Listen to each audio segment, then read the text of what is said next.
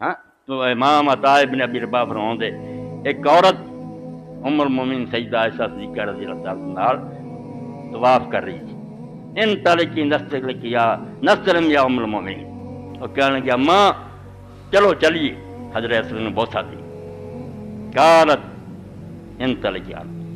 کیا چلی جا پرا وابتن تصر کوئی بوسہ بوسہ نہیں دینا غتی جدا کہ لا حق کر نساء فی السلام رکن آخیا حضرت عطا اگے آਉਂਦਾ جنہوں نے حضرت عائشہ رضی کو سنیا سی انہیں ایک عورت نو ویکھیا چاہندی اسلام کرنا اصحاب زجرا انہاں زور نال آواز دے کے آخیا ڈانٹ کے غتی جدا کہ اپنا ہاتھ کپڑے چ کر لا حق کر نساء فی السلام رکن حضرت اسود نو بوسہ دین تہاڈا کوئی حق نہیں جس سے حضرت عائشہ رضی اللہ تعالیٰ نو ایک انہاں دی لونڈی نے آخیا کہ میں 7 طواف کیتے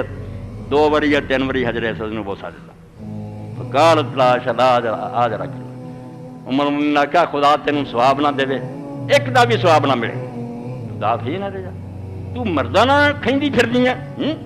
ہلا کبرتے و مرد تو کیوں نہیں اسے سامنے گئی تے اللہ اکبر کیا گاں چلی جاندی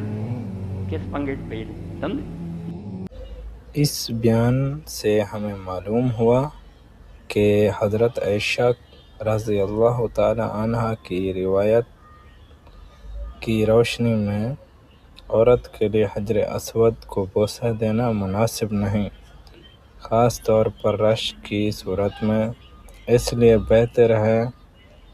کہ دور سے ہی اشارہ کر کے بسم اللہ یا اللہ اکبر کہا جائے۔ اگر آپ کو ایسی اسلامی معلومات پسند آئیں تو ویڈیو کو لائک، شیئر اور چینل کو سبسکرائب کریں۔ جزاک اللہ خیرہ۔